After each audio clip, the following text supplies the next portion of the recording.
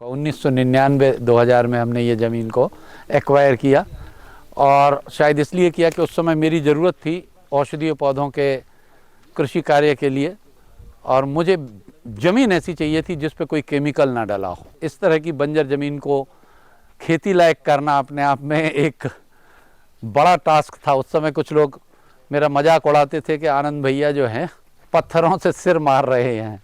यहाँ पे ज़मीन में काफ़ी गहराई तक पत्थर ही भरे हुए हैं। तो हम जब ट्रैक्टर चलाते थे तो पहले पत्थर, नीचे के पत्थर ऊपर आ जाते थे।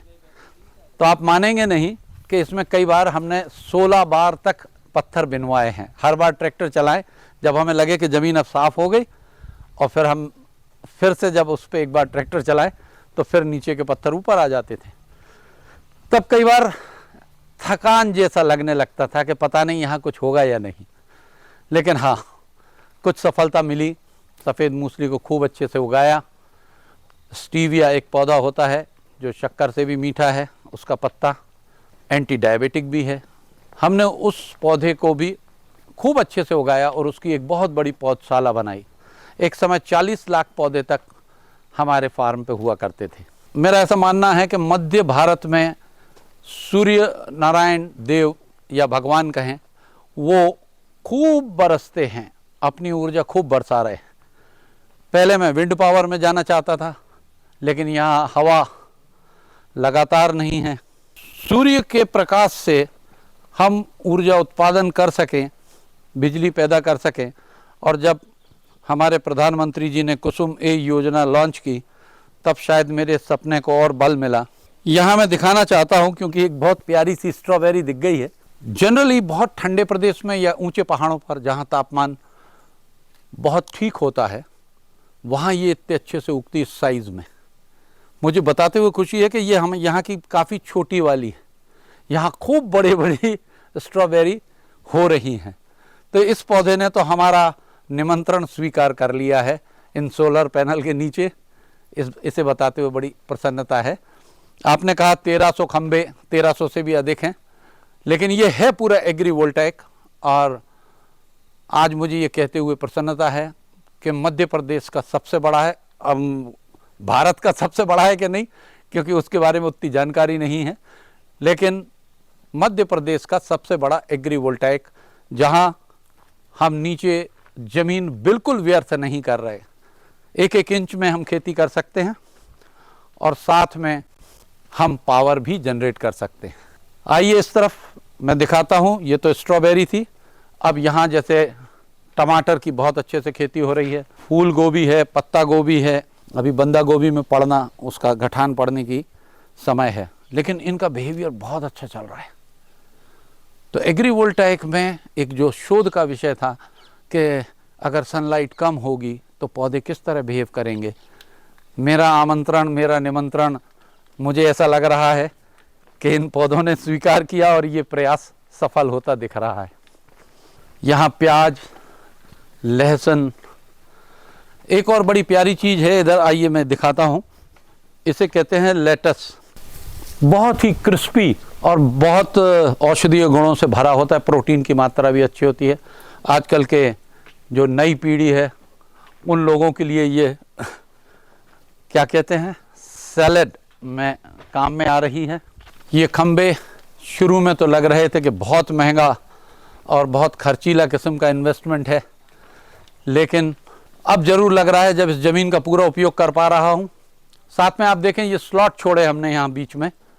ये इसलिए है कि हर पौधे को धूप मिल सके, क्योंकि पौधा तो अपना भोजन तभी बनाएगा जब सूर्य महाराज उन पर मेहरबान होंगे। ये भी एक प्रकार की एक सलाद है, ब्रोकली। आजकल के युवा पीढ़ी में बड़ी लोकप्रिय है। बैंगन भी है इधर। उस तरफ प्याज है जो कि एक कन्वेंशनल यहाँ इस ज़मीन में खूब अच्छे से होती है। अब देखना है कि अभी उसका बिहेवियर किस तरह से आता है। इसके अलावा शिमला मिर्च, लहसुन, गेहूँ, और ये शायद मैंने सभी को इसलिए भी लगाया है क्योंकि मैं 1 साल इनका बिहेवियर देखना चाहता हूँ कि हाफ सन और हाफ शेडो में ये किस तरह से अपना रिस्पॉन्स देते हैं। अभी मैंने यहाँ पे तरबूज और खरबूज भी लगाए हैं, मैं चाहूँगा आप एक उनको भी थोड़ा सा निगाह करें।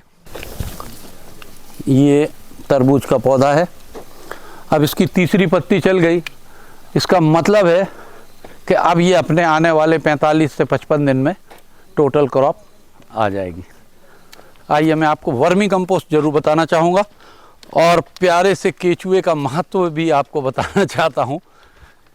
केचुए मुझे लगता है कि शायद मनुष्य का सबसे प्यारा मित्र होगा, जो किसी भी ऑर्गेनिक वेस्ट को आप सिर्फ पॉलीथिन, प्लास्टिक, मेटल के पीसेस और कांच के भी बड़े टुकड़े, इनको छोड़कर कोई भी लकड़ी, कोई भी ऑर्गेनिक वेस्ट है, थोड़ा सा पार्शियली डिकम्पोज हो जाए तो वह उसे खाद में बदल देता है, बिल्कुल जैसे चाय की पत्ती हो जाती है उस तरह से।